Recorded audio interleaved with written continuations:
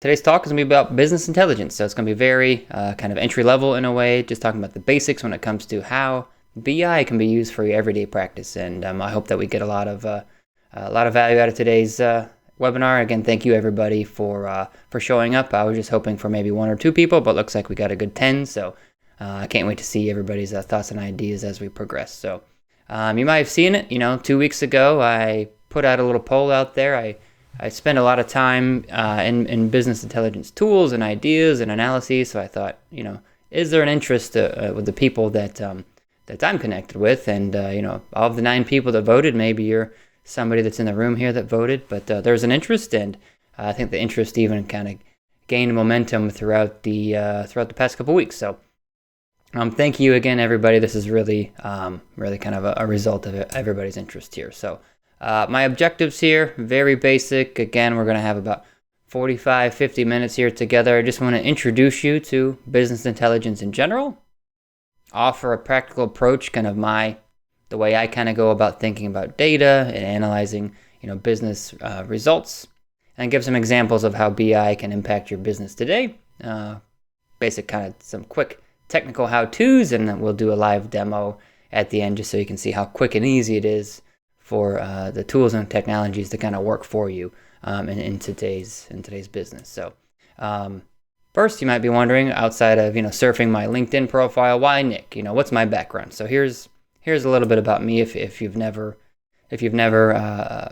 worked with me before. But I have kind of 2 sides. I got the ivory tower, academic life. You have my formal training in academia, psychology background. I'm a behavior analyst, as I mentioned before, just meaning I look at how the workplace and those kind of environmental variables, impact performance in a positive way, or maybe, take away from it in a negative way. So I got a master's degree in organizational behavior management down at Florida Tech. We had some Florida folks down there, Trevor and Megan. So I'm sure you are familiar with OBM, so just applying the science to the workplace, and you'll see how that kind of carries over to a lot of my work when it comes to thinking about data, processes, and performance. And then I got a PhD in behavior analysis, and I spent a lot of time there, and you'll see how that data experience kind of impacted what I'm going to be showing you today. In industry, really, as I was preparing this slide, I had to count up the years I've been in the behavioral healthcare space for 13 plus years. So, if you're somebody in the audience that maybe has more coming from a more computer science or technical background, I'm going to think about problems a little differently. So I'm kind of excited to see what the discussion kind of evolves to. I'm a board certified behavior analyst, so it's a master's level credential.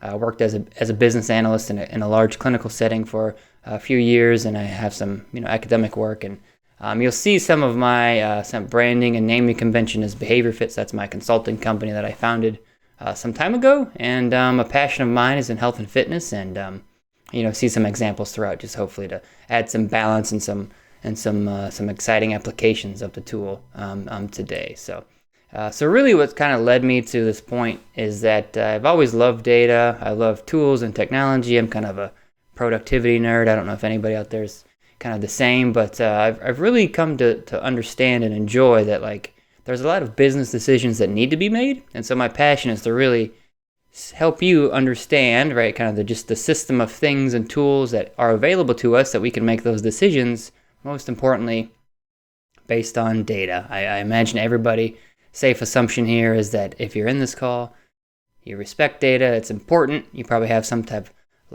of logical, scientific thinking background, and decisions based on data are probably better than decisions not based on data. So that's kind of my passion here, and so that's what kind of brought me to this presentation. So these data were as of just the registration numbers. I don't think there's 20 people here. We got a good probably about 10, 12 it looks like, but all of the people that registered, you got a little bit to know.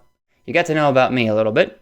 But here's just some basic data. 20 people, roles, a variety of registration and titles here. So we got a BI manager, director of QA and compliance, a founder, consultants, regional level, risk analyst. So this is a really nice registration group. A lot of diversity here when it comes to the types of roles that are interested in business intelligence. So very exciting for me to see those data. So this is my kind of my journey here through business intelligence, and you'll kind of see how everything has evolved. So again, like I mentioned before, I've been in the behavioral healthcare space for a good 13 plus years. Not coming from a computer science background, right, so to speak, but I just did some basic graphing in Excel, learned some equations, right, as I got into graduate school. I would say I was more intense Excel, in graduate school, depending on what your needs are, that's going to dictate what type of analytical tools that you use. So just in the behavioral space, you don't need really any fancy statistics, although I did for my dissertation, worked on some basic statistical packages, but we're not going to talk about any of those specifics today, just really high level basic data analysis. And then as after I graduated, I got into more heavy Excel, light BI, business intelligence works, and then later on, now I've evolved to just using only business intelligence tools. So I'm not really using Excel to produce visualizations or update any data, and you'll kind of see how that works here. So you kind of see that it's been a bit of a process, right? So there's been some updates and improvements, and along this time frame, I think it's interesting to point out too. This is about 10 years just of my experience that technology, right? We had smartphones that really came alive in 13, 14, right? So a lot of technologies helped kind of bolster a lot of resources that we have today. So just in the chat here, I know I had some late arrivals here, which is okay. Just give me a good sense of like what tools or technologies, software, programs do you use to help make business decisions today? So go ahead and type that in the chat. I shared I was using Excel. You'll see I use my business intelligence tool, but that's kind of been my basics. So go ahead and feel free to share in the chat. I'll go ahead and wait for some answers here.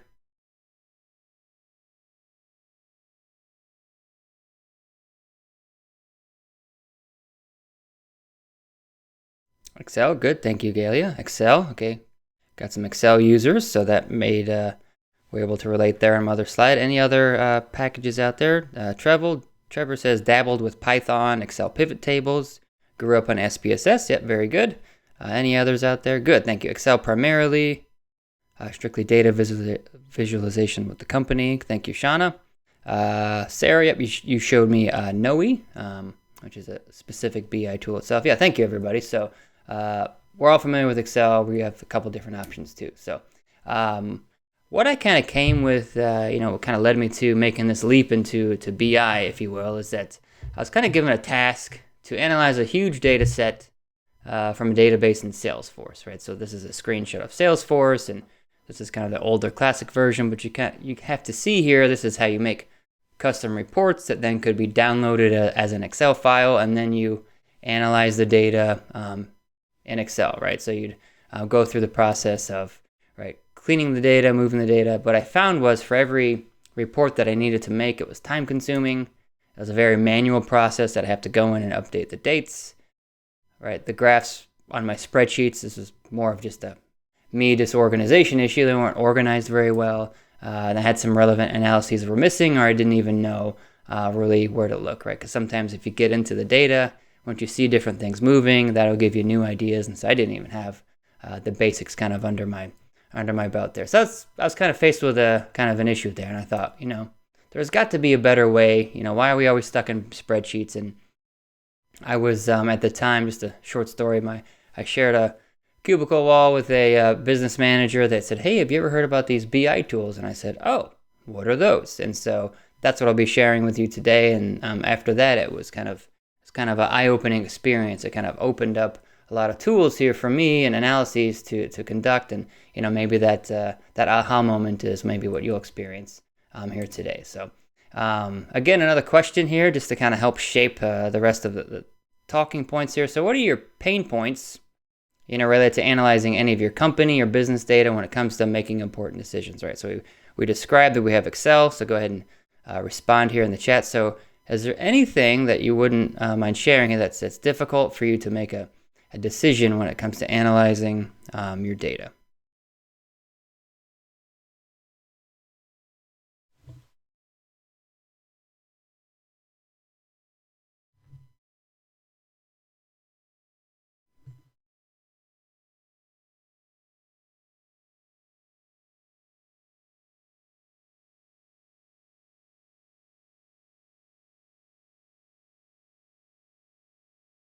And if some of the examples, you don't have to get too specific, but if there's something in general, Trevor, collecting, sorting raw data. Good, Trevor, that's a great point there. So the data gathering is always an issue. I'll talk about that later.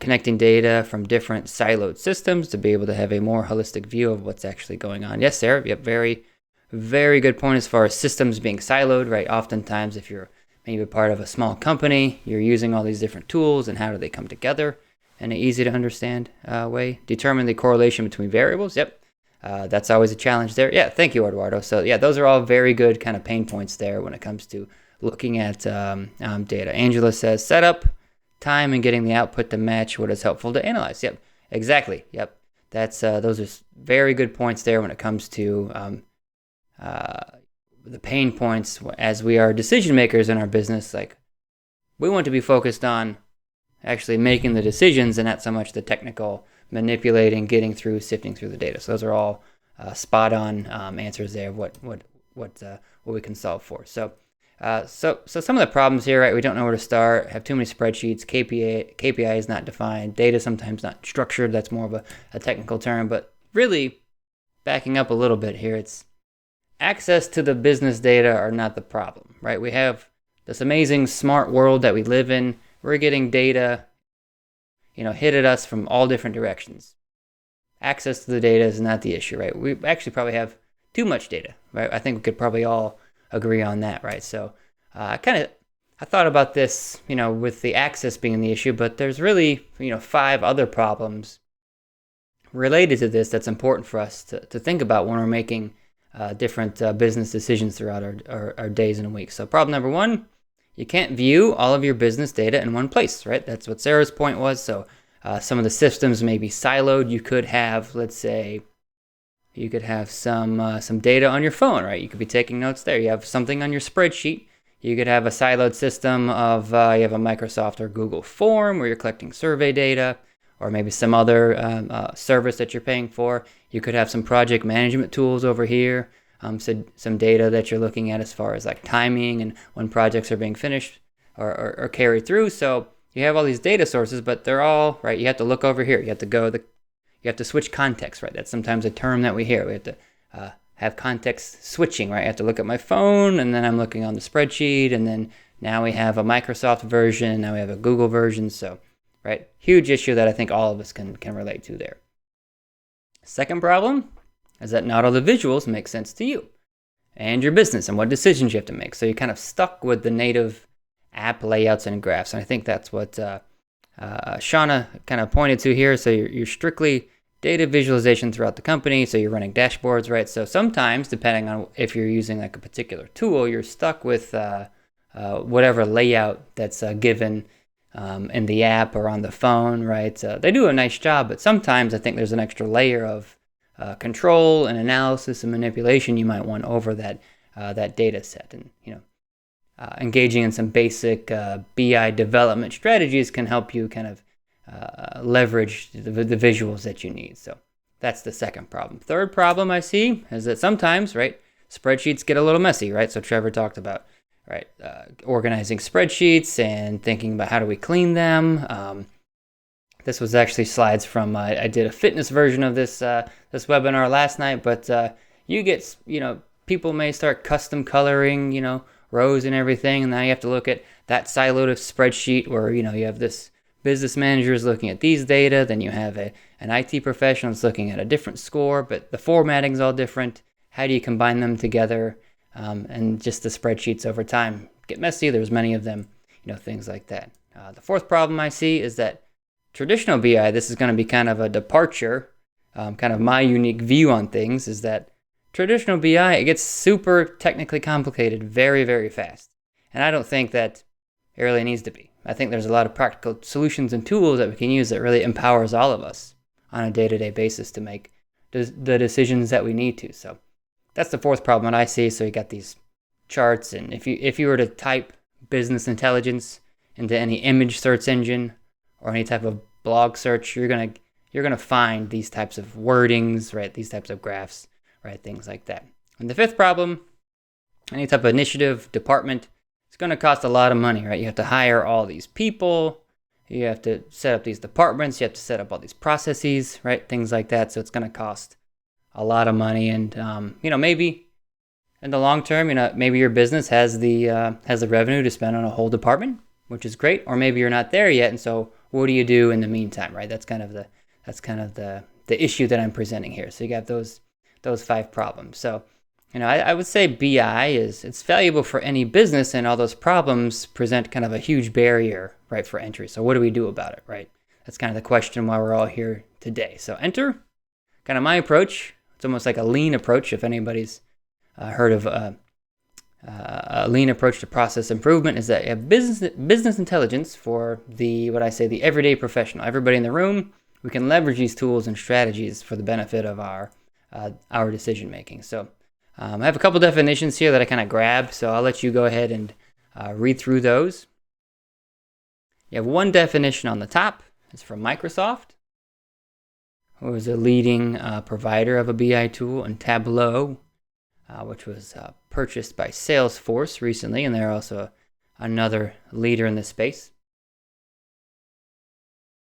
But the common themes here across the definitions are large data sets, multiple sources, presenting findings visually, right?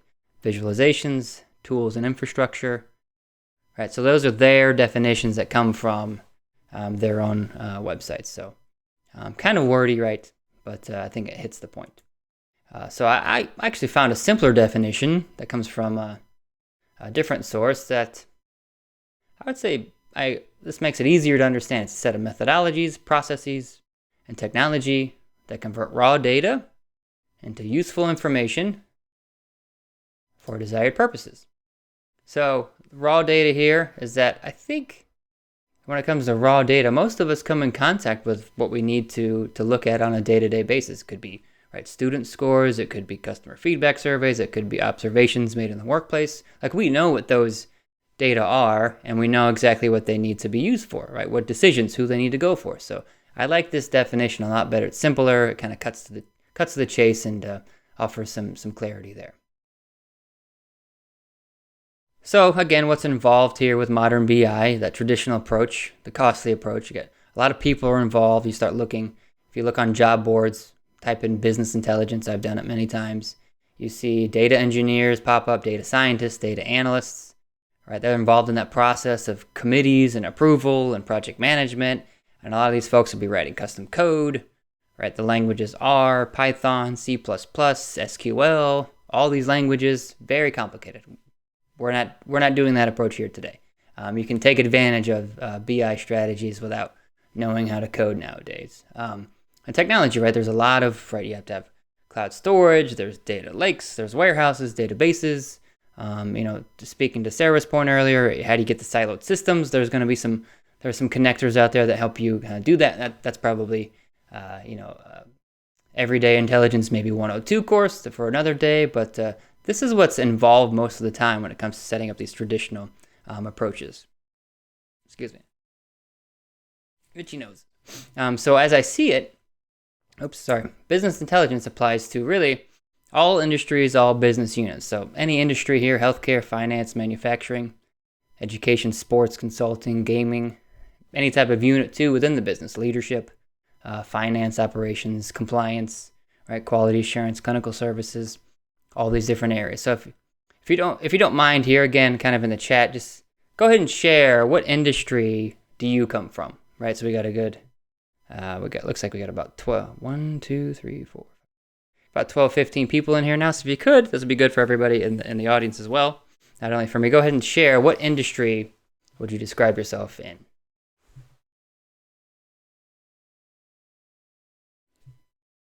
I'm in the business kind of consulting space myself now, and I'm in health and fitness. Gayla's in finance. Thank you.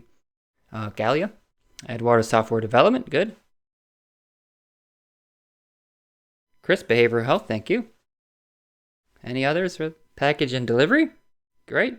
Education, business consulting and coaching. Good. Thank you, Sarah. Great. Clinical services. Yeah, we have a good variety here. Finance, software, all these different pieces. So it applies to, right? BI is agnostic. It applies everywhere, all levels of an organization. HR, talent management. Thank you, Mary. So when it comes to the tools, what I'm going to be talking about here happens to be in Microsoft Power BI, but Gartner, if anybody's heard of Gartner here, they call their Magic Quadrant for Analytics and Business Intelligence Platforms. And this just came out in March of 22, so just a couple weeks ago. So they have kind of the quadrant here set up as the ability to execute, the completeness of vision, and you have what they categorize as challengers, leaders, niche players, and visionaries. So you'll see maybe there's some tools here that you've heard of or know, right? We all know Google. But the leaders in the space are going to be Microsoft, Power BI, Microsoft Power Business Intelligence, and Salesforce, right? Those are the top two, right? So I went with their definitions earlier. And then you have other ones that are competitors in the space, right? You have Click, Domo, Google, right? Google Analytics, Oracle, all these maybe lesser known tools here. But this is if you're ever interested in looking at how these leaders kind of stack up against each other, go check out the Gartner quadrant. So again, I can't say it enough. I think we're fortunate for all of us that are kind of data nerds in the space that are interested in leveraging business intelligence in the workplace, that the technology today makes it so easy to really get into and have a passion for, because no offense if there's some hardcore coders in the audience, but doing the coding part of it, that's never been interesting to me. The analysis and making the decision part is. So incredible tools out there today. So if we go back to that definition, nothing in the definition really indicates how we're supposed to go about this, right? It just says it's a method, it's a process, technology. We want our raw data, use it for a purpose. So as I mentioned before, the process can get complicated, but really, again, what I'm presenting here today is that, this is kind of a secret. Maybe this is kind of hush-hush, but modern BI tools allow us to save time and avoid complicated processes. We don't have to hire entire departments, and it doesn't cost a lot of money, right? So there's a lot of tools out there for us to take advantage of. So my goal is really to take you and your business, your ideas, wherever you are from A to B. I can help shepherd that along, and we can do that with technology. And I don't know, has everybody heard of the acronym KISS? If you have, maybe share in the comments what does KISS stand for, right? I think it's keep it simple, stupid. Yep, Chris, you got it. Ding, ding, ding. 1,000,000 points to Chris. So keep it simple, right? It's like, why do we need all of this when we can really get to the data and use some tools and keep it simple, just like that? So that's going to be my approach here. So at the end of the day, if this is all new to you, really I want to encourage you that you can do this, right? Even though I talked about all my boring background of Excel and everything, if you can do these things, keep a couple spreadsheets organized, drag and drop, then you can do amazing things. Because what I'll show you is that it's really a blank canvas, so you're only limited by your own creativity. And for me personally, I love the intersection of kind of the graphic design, data storytelling element, and the actual background with the data analysis piece. So I'll be showing you Power BI, and you can do it on a budget. It's free, right? And I'm happy to help you along with that. So 3 steps to business intelligence here. This is going to be kind of the technical how-to, if you will. And these are just the basic, really primary steps that any decision that you're looking at, you're going to follow this process when it comes to looking at the data yourself and making some type of insight. So we'll go through these steps. I'll give you a few examples that I've done, and then we will go through a live demo. So I just want to pause here. Any questions or comments on anything that I've presented so far? I'm going to wait a minute here. So I covered tools, pros and cons, essentially some problems. Any questions so far?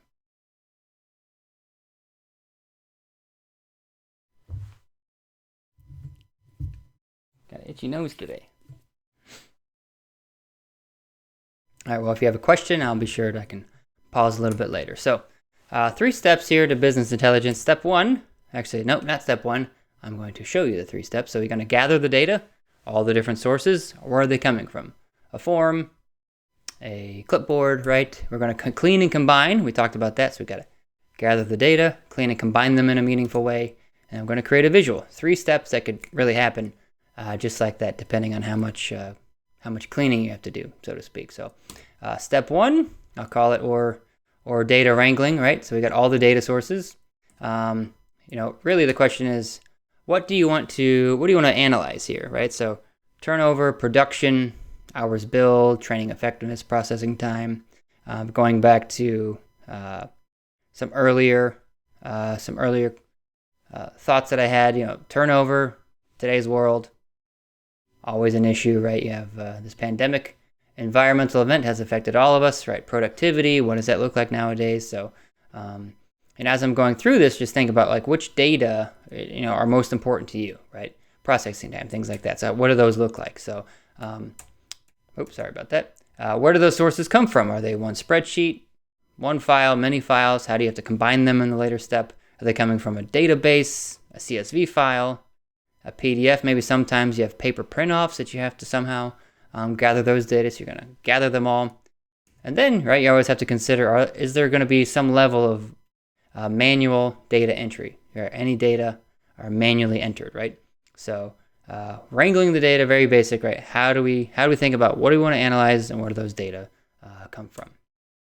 And then for some of these gathering, right? We'll think about, here's some basic tips when you think about your spreadsheet. So each spreadsheet, right? Do you need one or more spreadsheets?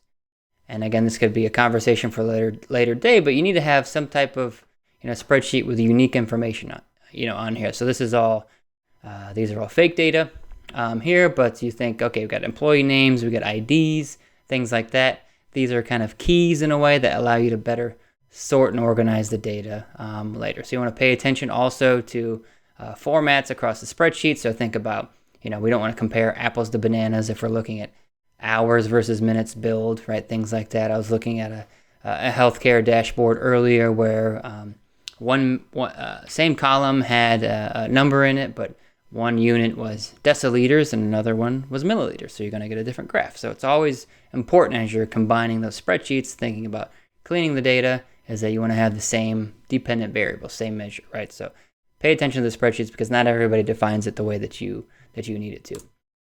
And then keep a date on the spreadsheets. That's always helpful, so you can see where the activity happened in your KPI. So that's basic kind of data gathering. Step 2, you want to clean and combine the data.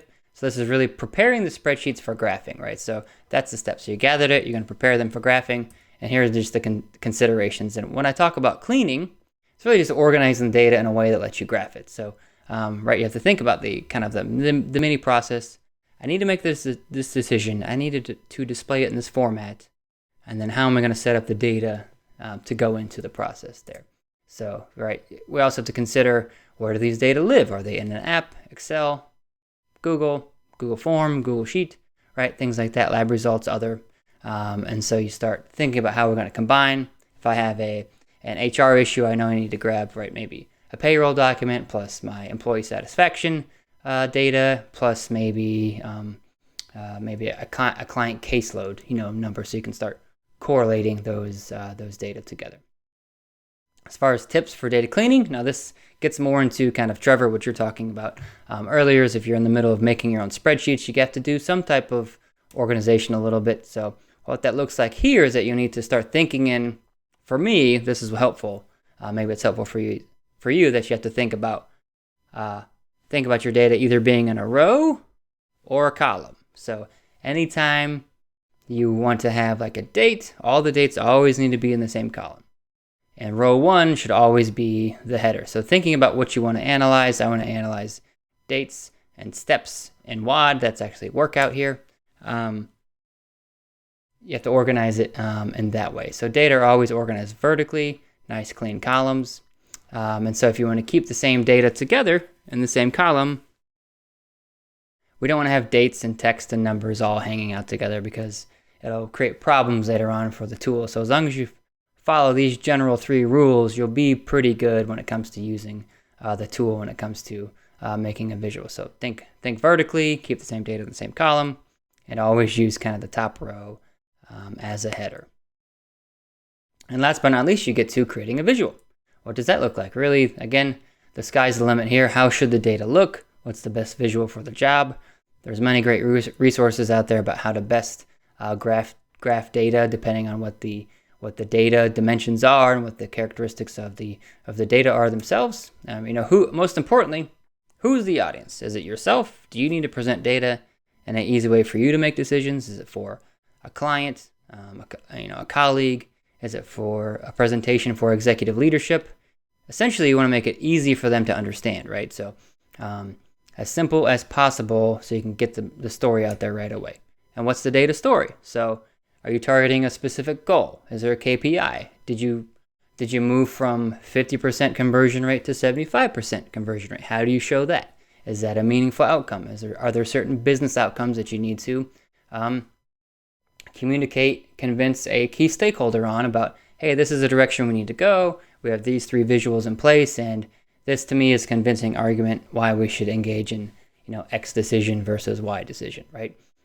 Evaluating programs, evaluating decisions, no matter which industry we're in, is always the name of the game. We want to know if we're making good decisions, yes and no, throughout the course of our tenure in whatever role that we're in. So this is kind of the icing on the cake.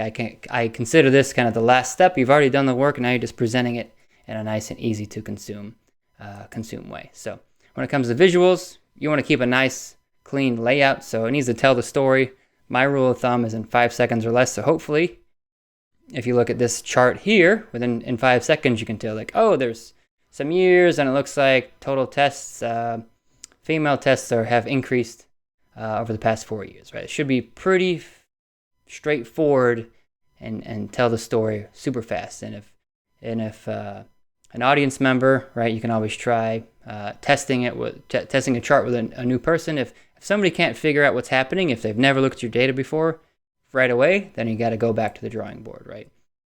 Label your axes. This is more of a productivity piece that once you see the tool that I'll show you, it's easy to just copy and paste all over the place, make lots of charts super fast. But keeping the labels in there will help you not lose track of variables, and of course keeps the message and layout super clean.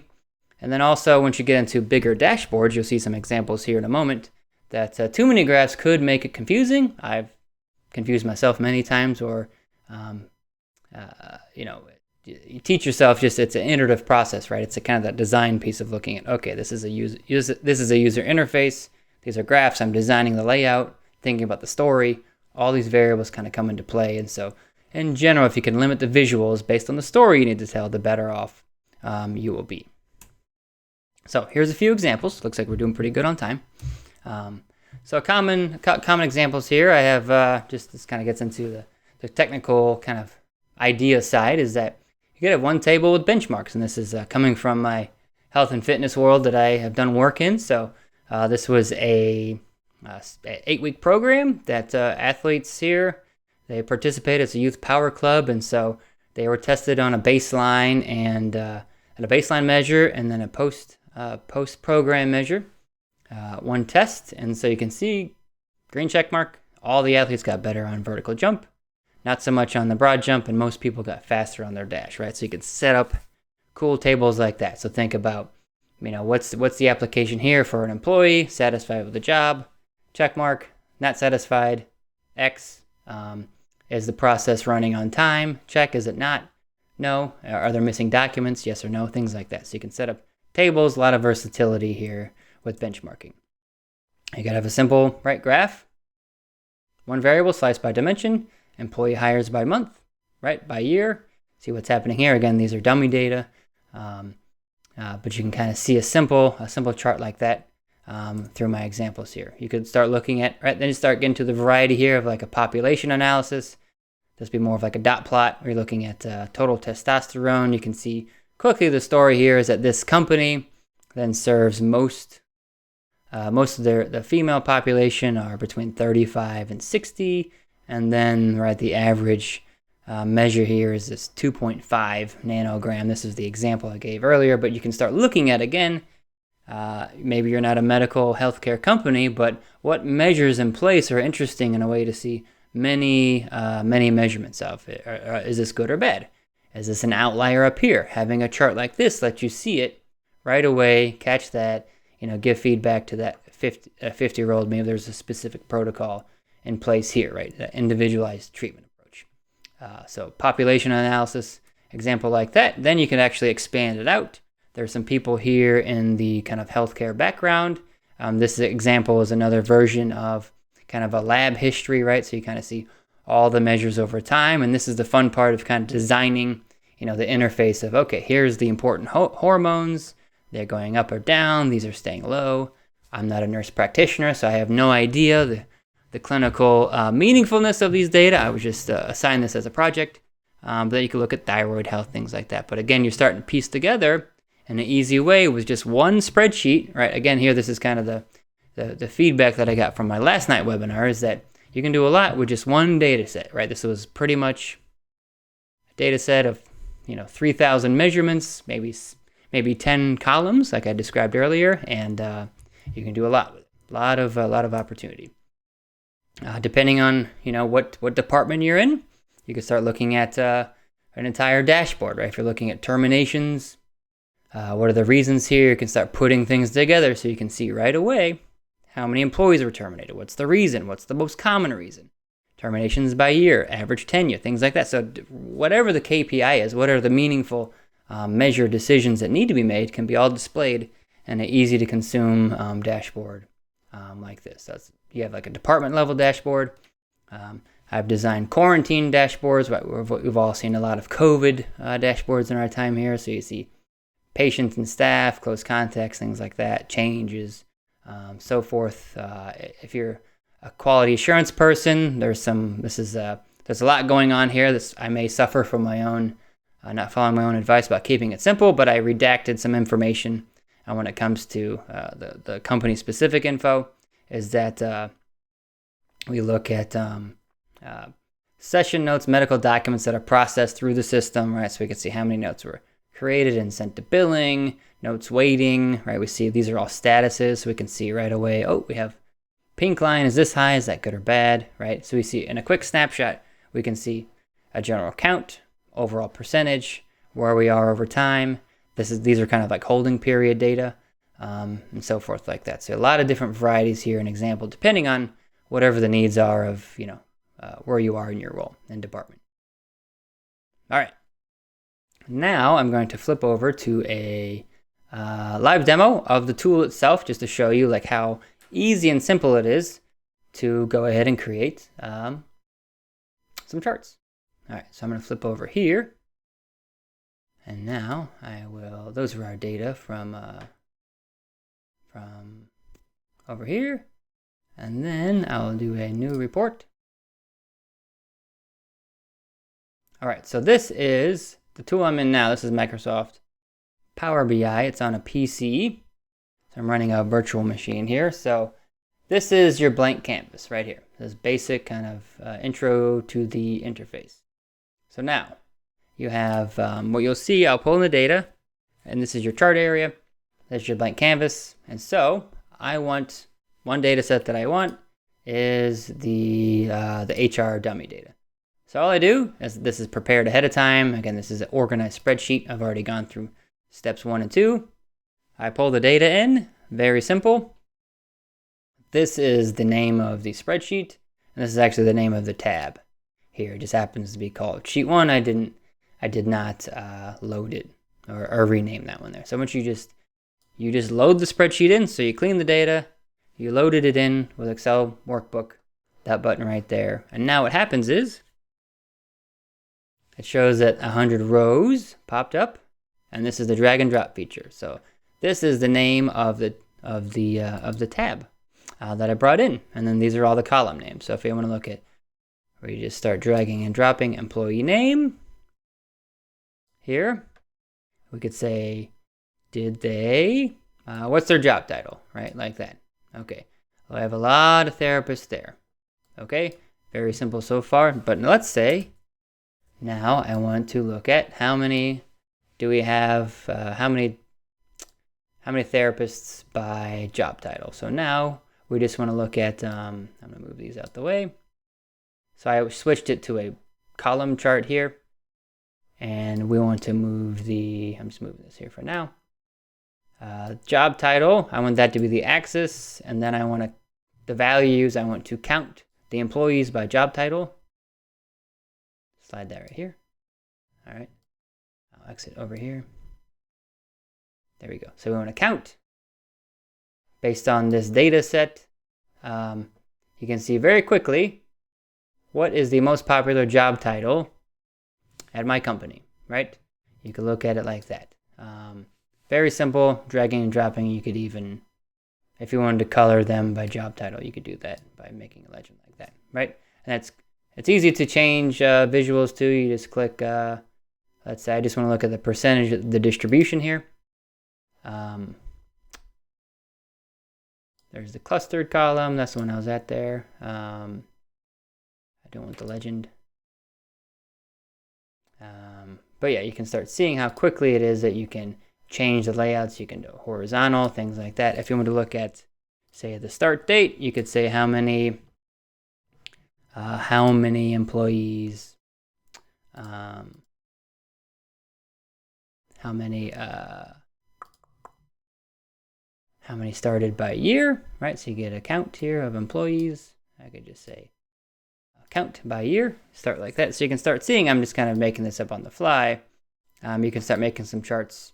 Super simple, very easy, right away. Anybody have any questions of what I moved rather quickly on any of the tools or buttons here that I showed? So again, these are basic tables. If you want to look at highest education, you're just dragging and dropping, and you could look at, again, employee name, you could just count by education, right? This is important. I want to look at how many individuals we could sort by education. 56 out of our 100 individuals have a bachelor's, some have a master's degree. We can start looking like that. All right, and then you can also look, let's say you want to look at by school. This is the fun part where you look at drilling down. This is kind of getting into the technical features of most BI tools. You could look at the name of the school. And it's like, well, where did my master's people go to school? Okay, we have a lot of people that went to, 2 people went to Florida Tech, IUPUI, that's here in Indianapolis. 1 person from Notre Dame, 1 person from Purdue. I went to 2 of those schools, right? How ironic. So very simple, just like that. And I think the key here is that what I'll show is once you get into setting up your dashboards and charts, the next step is to look at, I'm going to look at the webinar data. Is that the magic really is when you hit this refresh button. And I'll show you how that works here. So we have the dummy data.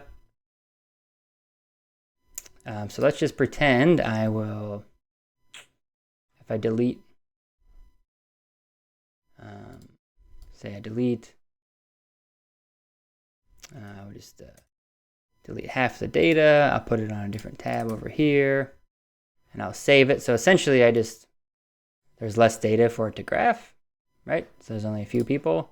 So I'll save that, and this is the great part of no matter how many spreadsheets you use, whenever they're saved, we'll see these numbers decrease dramatically. So all I do is hit refresh here in the middle. Again, everything's hooked up the same.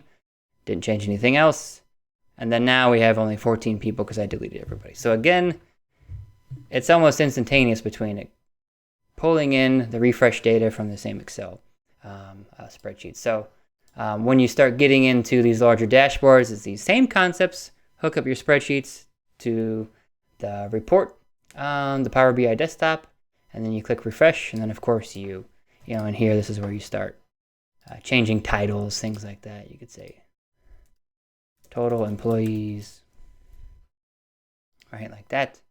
Job title by therapist, so I deleted everybody except those 14 therapists there. So those are kind of the basics here, and then as you ratchet up your KPIs, which you want to work on, a lot of the charts that you saw in my presentation, then you kind of see what the needs are there. So feel free to ask any questions or comments here as I kind of run through here. So Trevor said, okay, good question, Trevor, thank you. Say you had a monthly report, assuming you pull clean data. Can this system integrate into an automated process? Yes, I believe so, Trevor. I don't know if you can expand a little bit on what you mean by automated process. So there are tools in Microsoft platform. There's something called Power Automate you could set up a basic trigger that lets you say every day at 5 a.m. I want this report to refresh, and it'll pull those spreadsheets. Is that maybe what you mean, Trevor? Yes, perfect. Thank you. Yep. So you do have that. Yeah, that's a good point, as I talked about earlier, as things being time consuming and kind of cumbersome, is that you set up, essentially you have, right, you could have 4 different spreadsheets on your computer, shared drive, shared online, coming from somewhere else, and you can just set up your report to then update automatically at whatever schedule you want it to.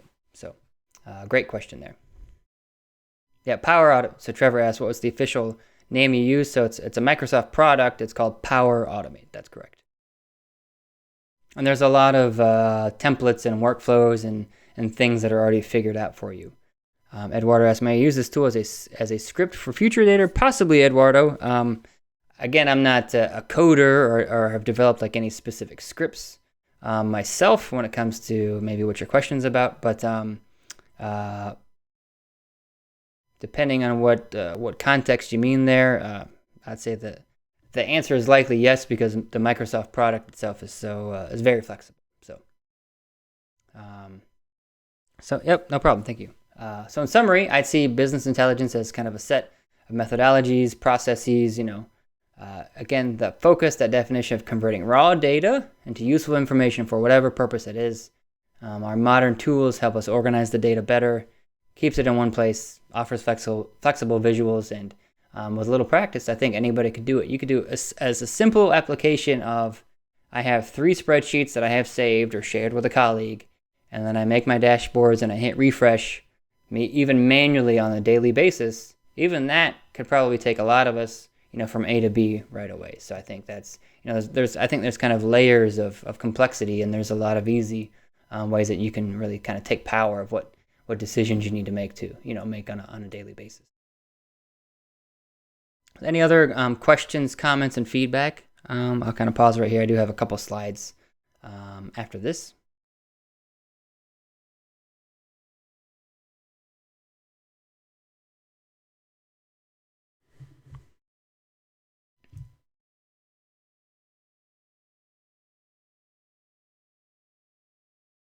Oh, okay.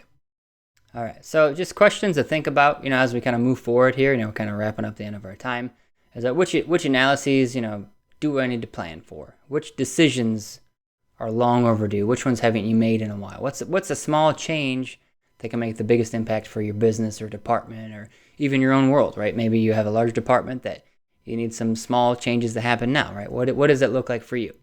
Here's just a list of, some of these applications or questions that could, make sense to you and where you are right now with decisions that you have to make. So as you're looking to just get started, are some analyses long overdue? Are some of your own business unit analyses, are they stuck, right? Do you have too much data? You feel overwhelmed? Do you have, messy spreadsheets and you just need a spreadsheet makeover in a way, right? Are you missing these analysis? Do you need to ID new KPIs? Do you need an expert eye on these goals, right? Are you trying to learn something new? Little time, are you pinpointing the correct business targets? All these questions, right? Here's just a variety. I'm sure at least one of these may apply to things that you may be working on, here today, no matter what industry that you're working in. So, for me, right, I think about a couple different steps. So you have your own self-paced work, right? Maybe I showed you a couple tools and strategies that you are off on the races, kind of like I was shown, and you can make it happen on your own.